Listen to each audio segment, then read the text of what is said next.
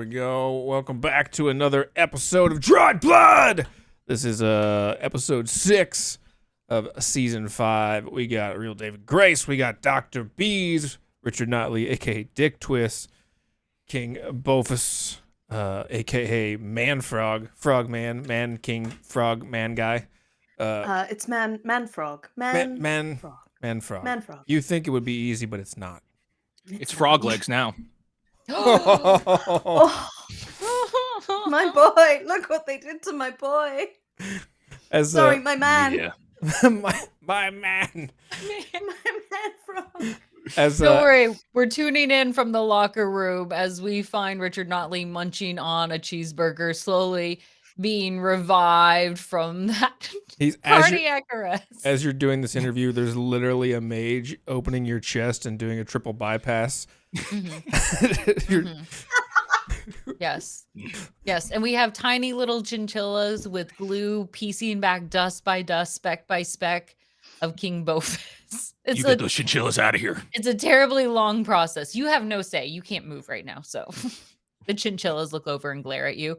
Still glue sticks in hand. Half of you has already been put together, King Bofus. I appreciate the effort. Thank you very much. Thank you so much. I think after a fight like that, what the acolytes are gonna really want to know is which half was the frog and which half was the man. One day you're going to look either under this mask or when it's put back together below my pants, and you will see exactly which half is which. Maybe. Like, I didn't even say it was 50-50. I did at the beginning. You did, and then 100% something else. 50-50. You could just be bad at math. We'll find out later. I think we've established I'm very bad at math. It doesn't have to be like a consecutive 50-50. It could be like here and there. Yeah, 20% here, 15% further down, and then like the rest percentage there. Yes, you don't know what my feet look like, perverts. I do. That's true. You got those boots on. Feet pics do go a long way. Exactly. I would know. And nobody ever asked what the ultimate warrior's feet ever look like. Listen, if we need some extra funding for D20 Deathmatch, we're going to be selling feet pics of our champions. Richard Knottley's feet. Honestly, that should be plan A. I don't know what we're waiting for. I sell it on D20Deathmatch.com. Check it out. It's a cheap price, honestly. It's a good deal.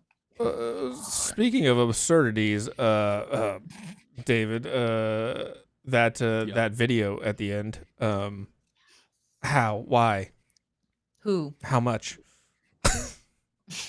As a partaker of content and a viewer of the show, I'm an award viewing actor.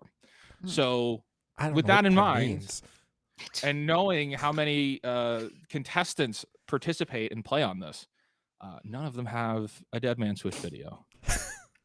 And I wanted to be the first to set D20 Deathmatch history. None of them. We haven't yet. You're right. You're the first to ever have a Dead Man Switch video. You came prepared. And I don't know if that means you came in expecting to be a loser. 100%. Okay. Not a doubt in my mind. I like the way that you carefully crafted the dice rolls to set that up then. Yeah, seems calculated.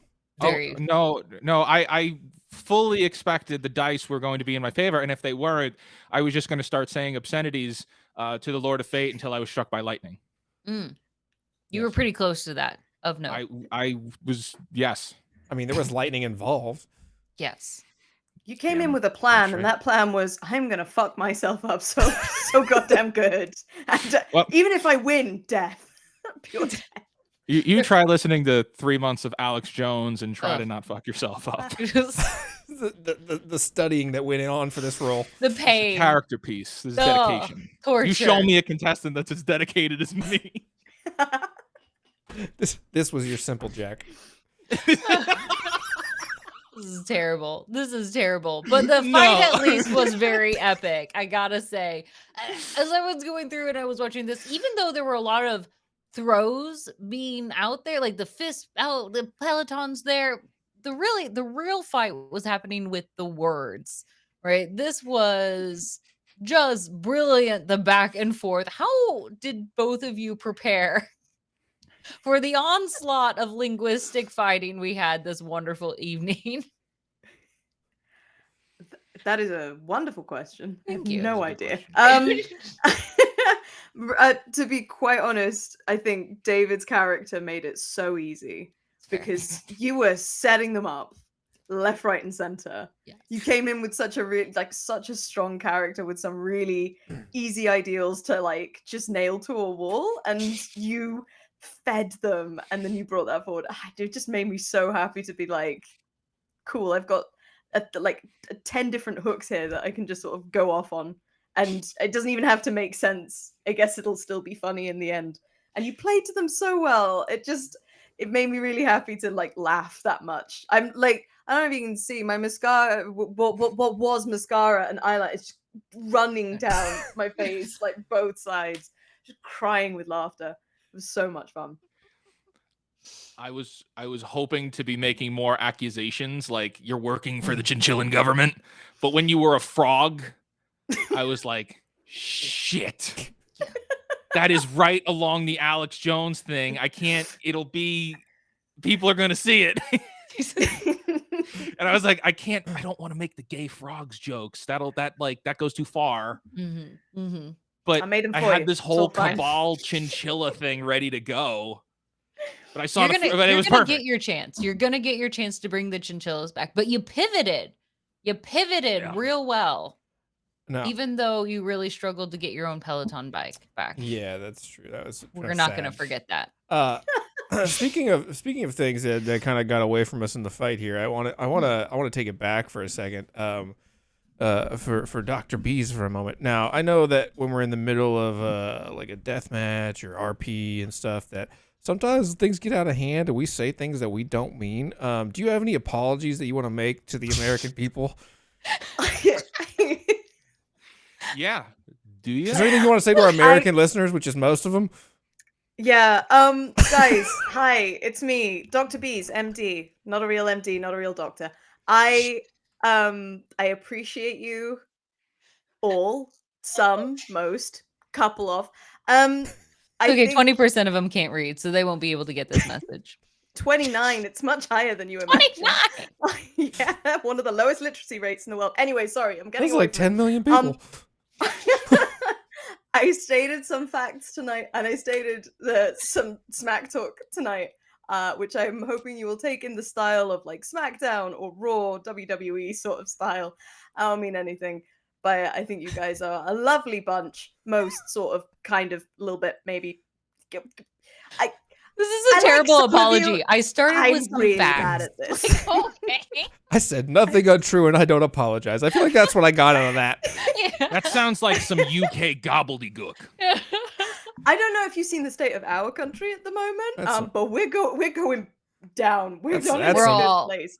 We're all we're on gonna the take same you boat. with us. That's some beans on toast bullshit. Correct. Oh, correct. But no, I do apologize if you. I no offense was made. It was No, purely you have to smack apologize talk, for just black pudding. Yeah, that's Oh. true. Yeah, no. Disgust. That's the real Yeah. offense to the world. Disgust. Yes. Yeah. That's pretty gross. There was a lot of culinary exploitation, I want to say. In terms of British cuisine, it's not a thing that we are proud of. Yeah. Okay, good. And let's just be As long clear. as we're all on the same page. The bombings are over. You guys can eat real food again. Since when? Since when have the bombings been over? I don't know if you've seen our UK comedy circuit. My God, we're not doing well at the moment. We're bombing left, right, and center. It's gone bad. It's gone so bad. We'll stop eating ration food when they stop making it, basically. Give us your turnips. Give us We've your raised turnips. generations. I think that's what it says on the Statue of Liberty. Give us your turnips. Please. Do it. With open arms, we accept your turnips. Well, Turnips aside, we'll give you all the turnips that you need, as you both will be entering in death matches later on this season. Besides turnips, what kind of takeaways are you going to bring into your next fight that you've learned this evening? David, I'm going to toss it to you first on this one. I gotta go back to the drawing board, folks.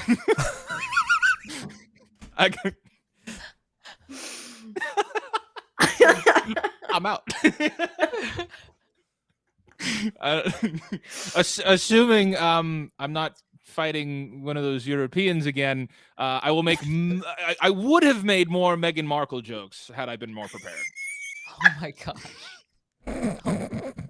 But alas, I didn't. Oh no. We'll see if we can find you an Aussie or a New Zealander. Well, Spice it up for you a little bit. Shrimp on the Barbie. well, That's the only thing you got, isn't That's it? the only thing I have. Yeah, now. I'm shot. I How about think you, I'm Dr. gonna go B? through heat exhaustion. He's dying here. Let's turn it over to you. Okay.